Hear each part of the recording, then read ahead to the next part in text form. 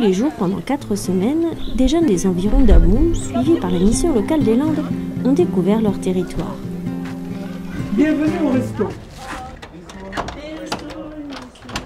Oui, le resto du cœur. Créé par Coluche. Oui.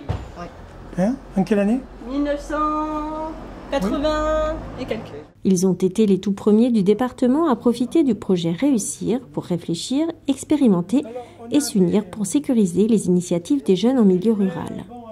Ce dispositif, financé presque intégralement par l'Europe, concerne des jeunes qui ne sont ni employés ni en cours de formation. Ils ont été choisis parmi les quelques 6600 jeunes suivis sur tout le département par la mission locale. Comme 32% des jeunes landais, ceux d'Amou, qui vivent dans une zone rurale éloignée des centres urbains, sont confrontés à des problématiques de mobilité. J'ai pas de permis, là, donc là je suis en train de commencer, j'ai commencé le code. Mais c'est vrai que si t'as pas de permis en campagne, c'est foutu. Ça c'est clair et net. Ils ont la problématique de la mobilité, c'est une évidence. Ils ont la problématique de la connaissance aussi de leur territoire. Parce que forcément, lorsqu'on n'est pas mobile, on a plus de mal à connaître son territoire. Et des jeunes non mobiles essaient de rechercher de l'emploi sur leur territoire, ce qui peut paraître logique. Et nous nous sommes rendus compte avec notre expérience maintenant ancienne de mission locale qu'ils connaissaient peu ou mal leur environnement socio-économique. L'objectif de ce dispositif est d'accompagner ces jeunes dans leurs projets professionnels, en les aidant à avoir confiance en eux grâce à du travail autour de leur présentation, de la mise en valeur de leurs compétences et de l'entretien d'embauche. Dans un entretien d'embauche, quand tu postules pour un poste, il faut connaître l'établissement et le poste. Laura a postulé pour un poste d'agent social à l'EHPAD d'Amou et donc on est en train de préparer son entretien. Comme ça, voilà, je sais à quoi m'attendre et je sais ce que je dois dire lors de l'entretien. Vous nous auriez vu, le premier jour on n'était pas du tout comme ça. Mais oui, ça nous a mis de la confiance en nous et on arrive plus facilement à se présenter, c'est sûr. Ça c'est sûr. Ouais, ça nous a apporté pas mal de choses. Bon, après, on a pu travailler sur nous-mêmes. Après, ça nous a un petit peu valorisé, dirons-nous. Au cours de ces journées, ils ont pu aller à la rencontre des structures publiques, comme la communauté de communes, mais aussi l'EHPAD ou encore le CIETOM qui gère les ordures. Ils ont également rencontré les associations et les acteurs économiques locaux. C'est aussi effectivement l'occasion de montrer aux chefs d'entreprise, aux artisans, aux commerçants qu'il existe des jeunes sur leur territoire qui sont motivés, qui ont envie de travailler, parce qu'on donne aujourd'hui une image quelquefois un peu désagréable des jeunes en disant mais ils n'ont pas envie. Non, si, ils ont envie, on l'a vu tout à l'heure. Mais on sent quand même de la motivation. Chez certains, peut-être de par leur jeunesse, et ce qui est un petit peu choquant, on sent déjà du découragement. Et ça, je pense qu'il faut, il faut leur parler, quoi. Il faut les sortir un petit peu de cette pensée, quoi, qui est déjà un peu sombre, je dirais. C'est dommage.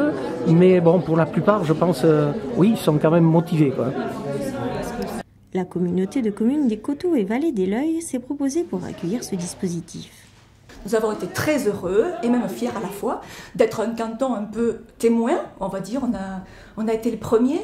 Donc on a fait ce qu'on a dit, c'est-à-dire qu'on a tout simplement prêté nos locaux, prêté la salle, prêté un petit peu, enfin le personnel est venu également. Nous avons contacté beaucoup d'artisans, de commerçants, de directeurs d'entreprise qui font, il faut le signaler, ont tous joué le jeu. C'était parfait, je crois qu'ils ont été très bien reçus. À l'issue de ces 4 semaines, l'heure est au bilan. Au niveau personnel, moi, je sais que ça m'a apporté beaucoup, que ce soit pour mes compétences, pour la présentation de soi, par rapport au CV, tout. Même la confiance en moi. J'ai noté aussi, elle montre de réelles capacités d'organisation et s'investit pleinement dans le projet collectif. C'est-à-dire qu'on est passé d'une Laura qui était extrêmement timide et réservée à une Laura qui est déjà beaucoup plus souriante qu'au départ et qui n'hésite plus à prendre la parole pour dire ça serait intéressant de faire ça ou pas. Voilà. Donc je fais partie, enfin, quand même une personne dans le groupe où moi j'ai noté un changement vraiment important. Après j'ai un autre problème, mais Santé. Ouais, c'est juste que j'ai une tendinite. Prendre en compte sa santé, c'est voilà, aussi s'occuper de soi, s'occuper de soi, prendre soin de soi. Il faudrait que tu prennes soin de toi. Ouais, mais j'ai pas le temps de le faire en ce moment. Donc je mets voir rendez-vous médical à mettre en place. Mais en fait, j'ai jamais eu ça dans ma vie. Je me suis toujours débrouillée toute seule. J'ai jamais eu d'aide de personne, des gens comme ça à l'extérieur qui arrivent d'un coup et qui vous disent il faut que vous preniez soin de votre santé, il faut que vous fassiez ça, il faut machin. D'avoir de l'attention de quelqu'un, j'ai jamais eu. Donc forcément, je pense que ça touche pas mal de gens qui n'ont jamais eu ça. Et voilà, c'est bien qu'il y ait des gens qui viennent, qui vous aident, parce qu'on n'a pas toutes les clés. Tout seul, on peut y arriver, mais avec quelqu'un d'autre, c'est encore mieux. C'est plus facile, c'est sûr. Parce qu'on se croit fort, mais au final, un peu d'aide, ça n'a jamais fait de mal à personne. Dernier objectif de ce dispositif, rompre l'isolement. Ça nous a apporté, franchement, faire les connaissances. Déjà, ça nous a permis d'avoir déjà un groupe de contact sur la région, parce que nous n'avons pas tous été forcément à l'école ici. Non. Pour ma part, je suis jamais été à l'école dans la région. Non plus. Donc, comme si la plupart du temps c'est comme ça qu'on se fait ses contacts, nous ça n'a pas été ça. Sinon, j'avais pas trop de contacts, de relations en tant qu'ami ou autre. C'est vrai que cette formation a permis justement de faire plusieurs rencontres, ce qui est super. C'est un des objectifs de l'action, donc rompre l'isolement social.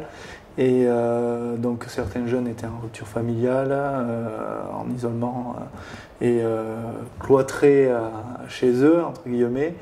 Donc là, on a eu, moi le premier surpris, chaque jeune était à l'heure, même en avance, le matin, on prévenu pour les absences et donc se sont retrouvés tous les jours en groupe ici. On mangeait aussi en groupe. Rien ne les retient de partir du groupe ou d'arrêter l'action. Voilà, il n'y a pas de diplôme au bout, il n'y a pas d'allocation, ils n'ont pas de revenus. Quand on n'a pas de travail, forcément on est toujours tenté d'avoir des horaires très souples. Et là, ça permet un peu de remettre une forme au carré à tout ça. Moi, avant, je me levais à 1h de l'après-midi, je me lève à 7h le matin pour aller au projet, ça me dérange pas. Ça permet surtout que, vu que ça fait déjà un bon moment qu'on a perdu dans notre emploi et qu'on n'en trouve pas, il y a un moment où on perd un petit peu, pas espoir, mais disons que la motivation, elle n'est plus là. Et la machine est lancée, quoi. Pour l'arrêter, faut un moment au coup. On espère que ça va continuer comme ça, quand même, parce que... Ce qui serait bien, c'est qu'à la fin de sa formation, on reste en contact, quoi. Ouais, nous, on va rester en contact, ça c'est obligé. Parce que j'ai des... Ouais, ça c'est sûr. Jusqu'à fin 2017, ce dispositif va être développé sur les autres territoires landais.